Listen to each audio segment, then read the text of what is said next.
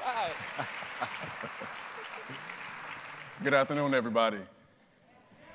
Oh, that lunch is inside of you guys. Good afternoon. How are you doing today? Good. I'm so elated to be here. I have a confession. This morning as I was laying inside of the bed in the hotel, I said, I'm probably not going to go back to Greenville and teach after being in this lovely place with so many amazing people. I found out they have beaches with white sand and my mind was blown. I said, I'm not going back. I'm not going back. But today I want to talk to you from the topic of the change starts with you. Now, if you look at the screen, these are my unique little boogers. This is what I like to call them sometimes. This photo was born out of the simple idea. The beginning of school year last year, August 2016, I was teaching this standard about the 6 important questions with reading: who, what, when, where, why, and how. And when I gave the test to the kids, only 2 passed. I'm like, that's not good, Mr. Bonner, you're a teacher. So my administrator said, anytime 80% of your class fails, the problem is not the students, the problem is you. So I started to study my kids and look at them systematically and see what they like, and come to find out they really enjoy music. So I decided to go home, change up some lyrics to a popular hip hop song, and I brought this thing back and I said, hey guys, if you pass this test after I give it to you again, I will guarantee you I will shoot you a music video.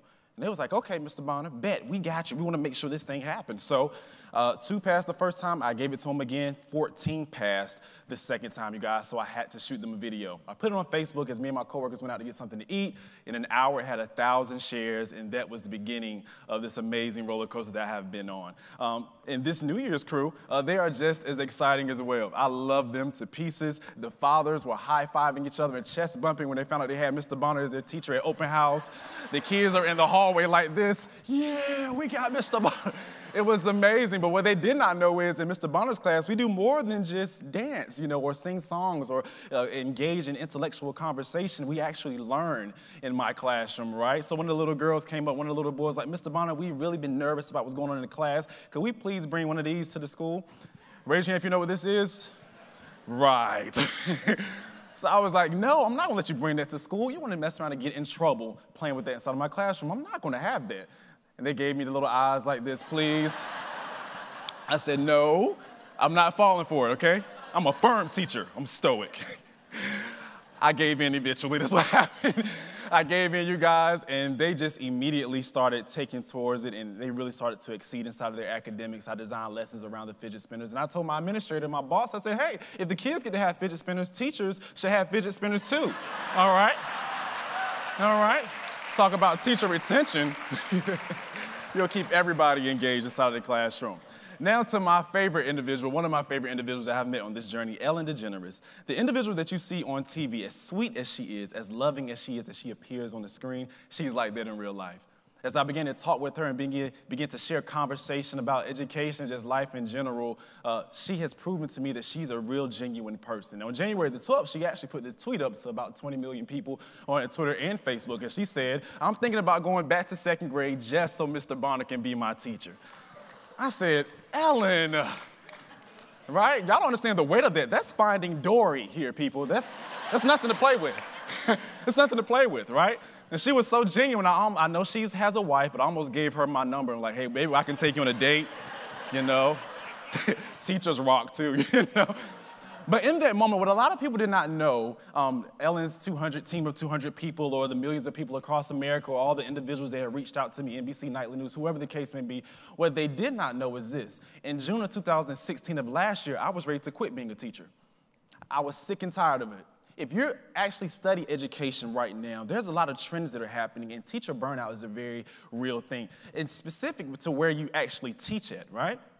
So with this, I found out that burnout was mainly happening because of this crew right here. Now, don't let those sweet faces fool you. My kids back then were the definition of the Sour Patch Kids, okay?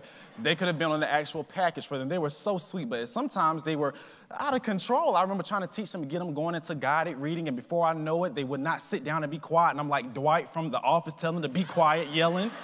Right? Or I'll never forget, we was trying to get the kids to lunch one day, and I was trying to line them up appropriately, and I look outside, there's this 1st grader going back and forth with his teacher. Next thing I know, he steps on her foot and makes her toe bleed, and I'm just sitting there in the hallway like, I can't believe what is happening right now. This is not what I thought I was coming into.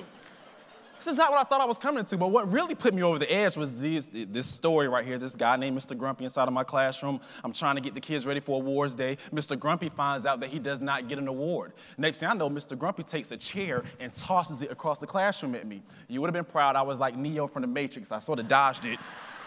You're right? And I got all the kids out. I'm like, hey, teacher assistant, please take them down to the awards day. I will take care of this situation. Let me de-escalate this to make sure I handle this appropriately. I go up to the kid, son, the decision you're going to make right now is not going to be profitable for your future. He was like, I don't care, Mr. Bonner. Bow, kick me right in my knee. I was like, I know this 7-year-old did not just kick me in my knee. So I write the kid up. I was excited. Hey, this kid just assaulted the teacher. He's definitely going to get charged for this. I got to get him out of here, right? He gets a half a day of suspension, and it really bothered me because I was like, this is what the profession of education has been reduced to, that teachers can actually be assaulted by students.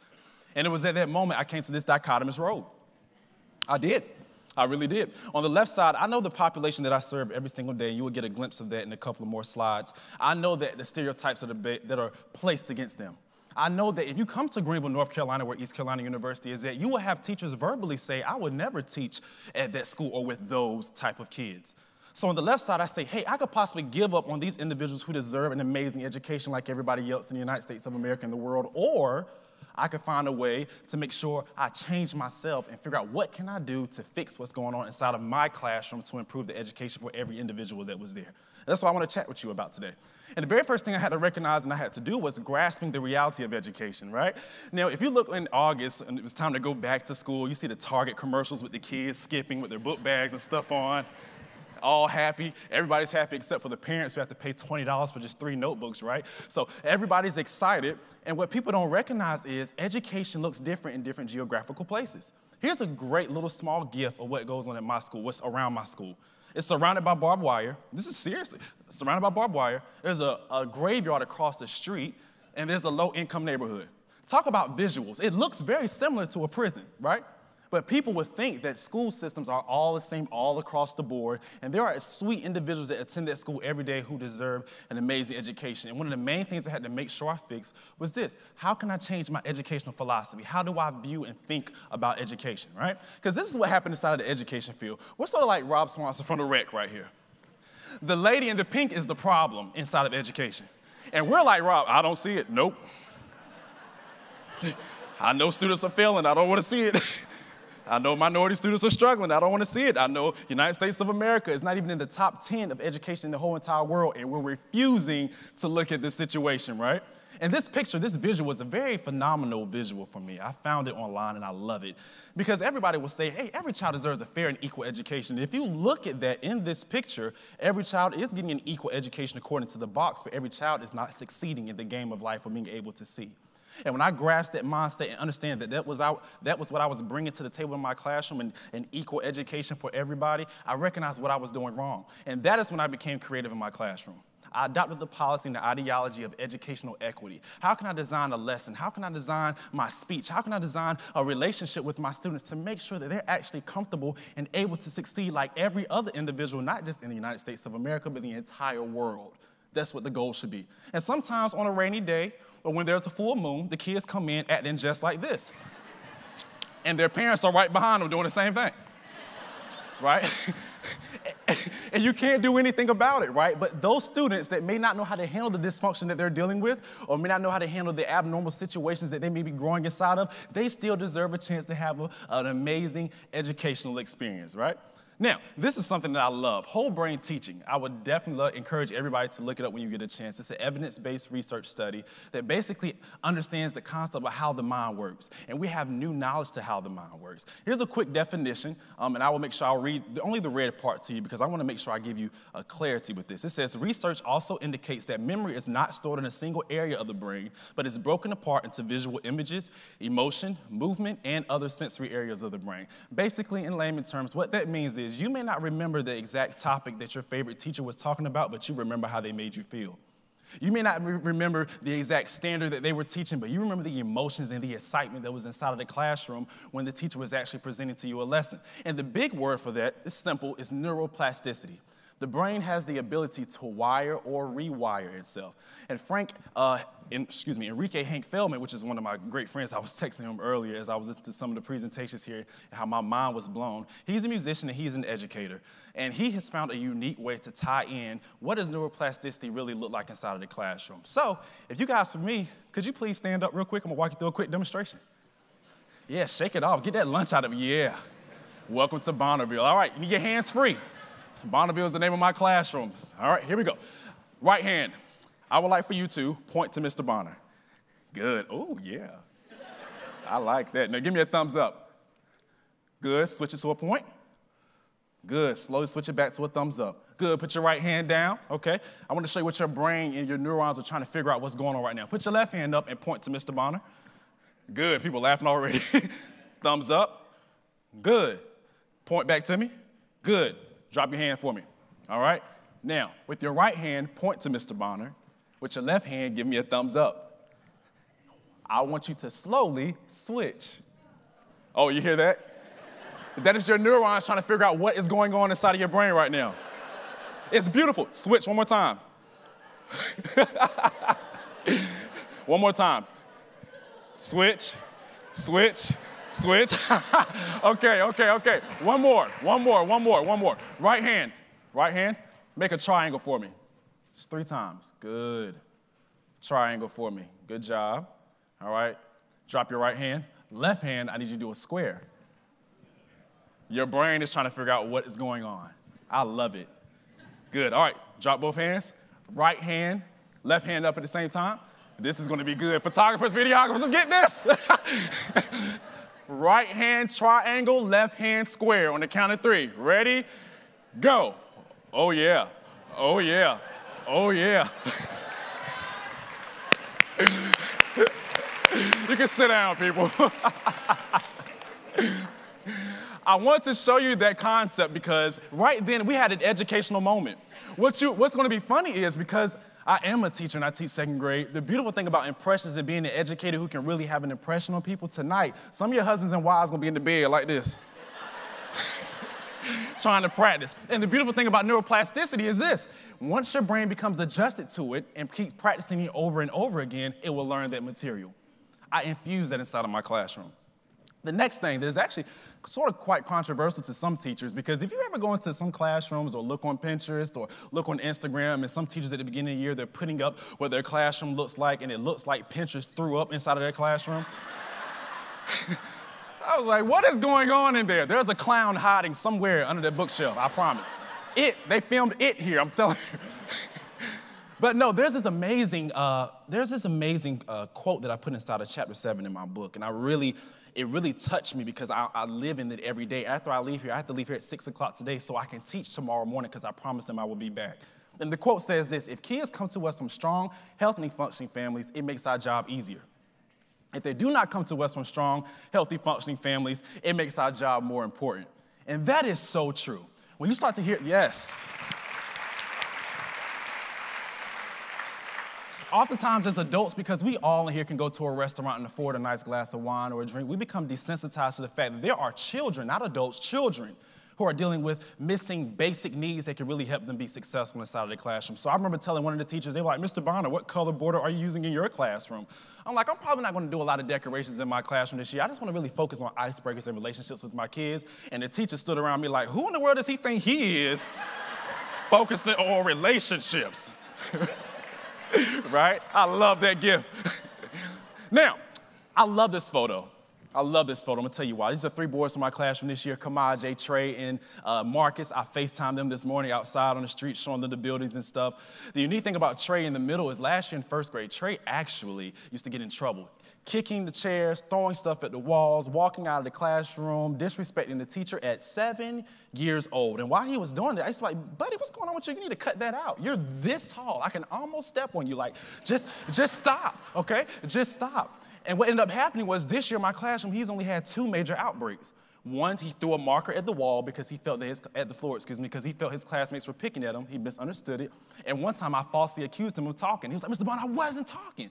That's night and day compared to what he was doing last year. So you have educators, Mr. Bonner, what kind of magic are you doing inside of your classroom? What kind of witchcraft and Harry Potter sorcery do you have going on to make him behave? And I said, I don't know what you guys are talking about. And they was like, well, when we get to him, every time we try to get him to behave, he doesn't listen at all. He continually disrespects us. And it came to me one night as I was laying in the bed, this quote here.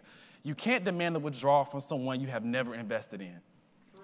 Oftentimes inside of the classroom, what ends up happening is why am I clapping, Jesus? But this is very true. This is a very true concept because students do not care how much you know until they know how much you care.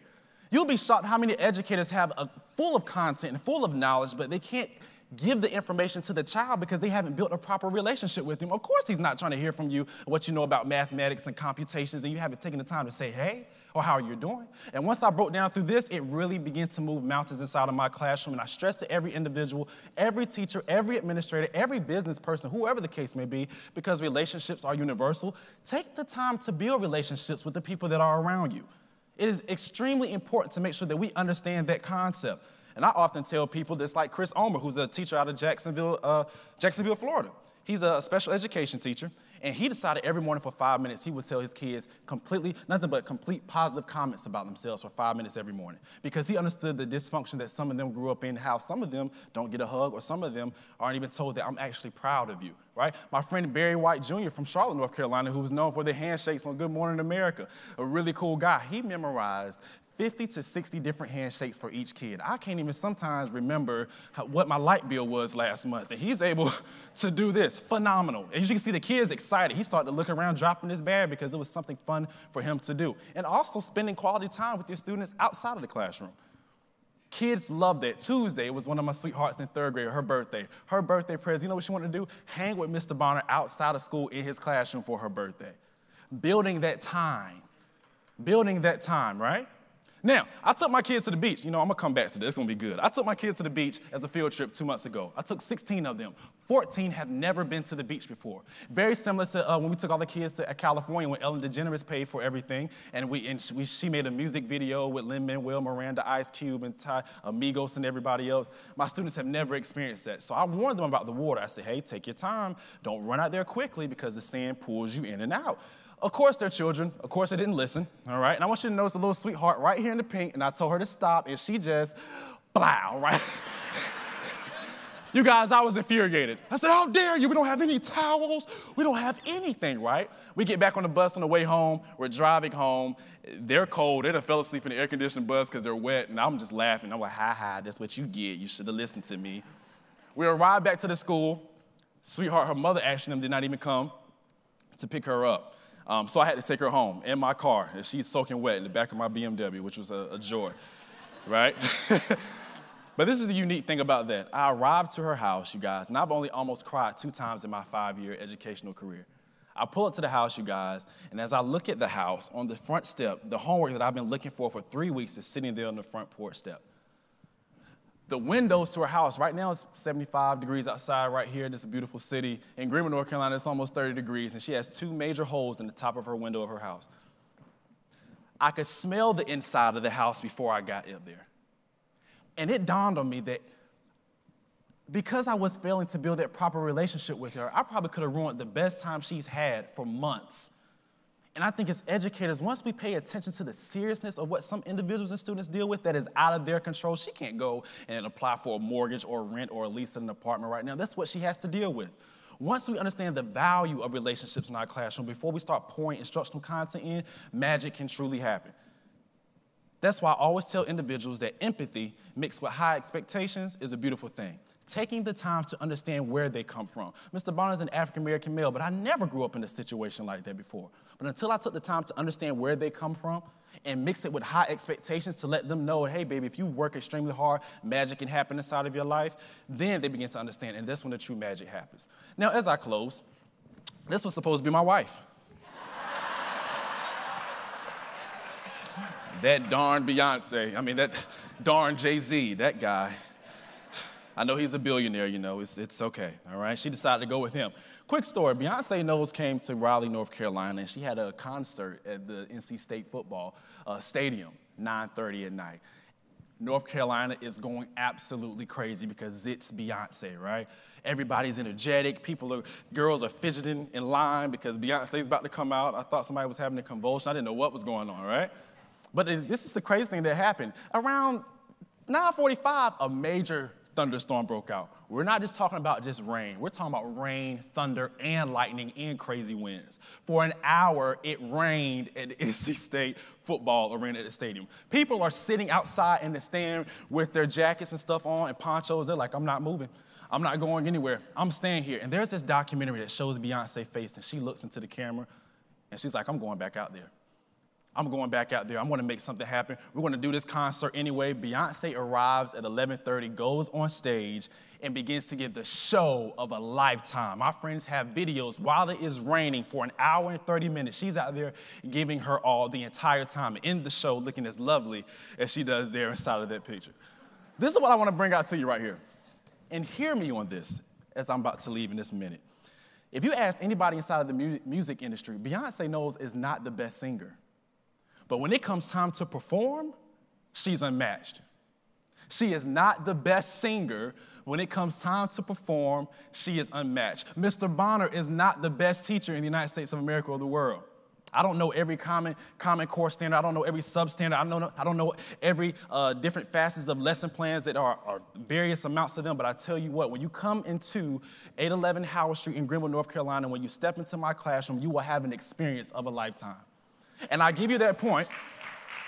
I give you that point to say this. You don't have to be the best to make something magical happen. You don't have to be qualified by other people's opinions to make magic happen in your community or your workplace or wherever you're at. And I always leave with this final thought here. What are you going to do after today, after hearing all these amazing speakers and communicating and networking with every individual in here? What are you going to do to change your environment from an average setting to an actual experience? What are you going to change about the monotonous routine inside of your life that you can't stand that will actually transcend you to another level to make a change and impact on everybody around you? Because most importantly, the change starts with you. Thank you.